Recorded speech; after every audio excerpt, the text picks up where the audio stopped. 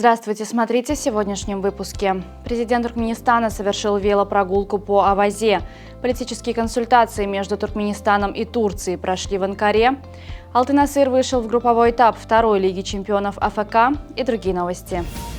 Президент Сердар Бердымухамедов, находящийся в трудовом отпуске, совершил утреннюю велопрогулку по национальной туристической зоне Аваза на побережье Каспийского моря. Во время прогулки глава государства насладился благоприятным климатом и осмотрел красоты туристической зоны. В Анкаре состоялись политические консультации между Министерством иностранных дел Туркменистана и Турецкой Республики. Туркменскую делегацию возглавил Рашид Миредов, а турецкую – Хакан Фидан. Обсуждались вопросы дальнейшего развития политико-дипломатических связей, расширения межпарламентского сотрудничества и укрепления договорно-правовой базы. Фонды музея туркменского ковра располагают бесценными образцами народного искусства ковроделия. Особый интерес и восхищение вызывают ковры, уникальные по своему размеру или технике ткачества. Например, ковер «Душа туркмен» готовили для выставки туркменского искусства в Москве в 40-х годах прошлого века. Узор у этого ковра традиционный, ахалцикинский. Название выбрано не случайно, оно обыгрывает пословицу «Вода – жизнь туркмен», «Конь – крылья туркмен», а ковер – душа туркмен. Работу тогда начали буквально за неделю до начала Великой Отечественной войны. Выставка, конечно, так и не состоялась, но ковер все же доткали 13 февраля 1942 года. На тот момент он считался самым большим ковром в мире. В Туркменистане студенты высших и среднеспециальных учебных заведений могут оплачивать свое обучение онлайн через портал государственных услуг e.gov.tm.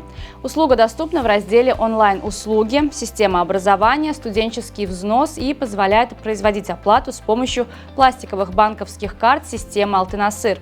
Для использования сервиса студентам необходимо войти в личный аккаунт на портале, используя данные, полученные в бухгалтерии своего учебного заведения.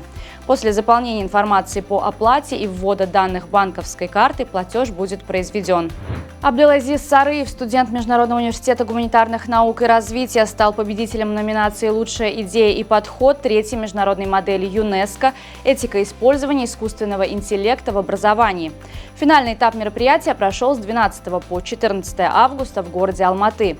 Участники третьей международной модели ЮНЕСКО в Алматы выступали со своими работами касательно сферы искусственного интеллекта в своих странах и представили предложения для реализации актуальных тем в сфере искусственного интеллекта.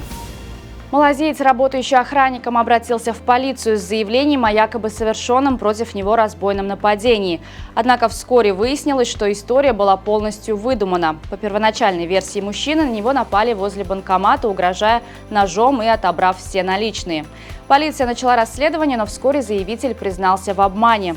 Истинная причина его поступка оказалась банальной. Охранник растратил всю свою зарплату и не нашел в себе смелости признаться в этом супруге.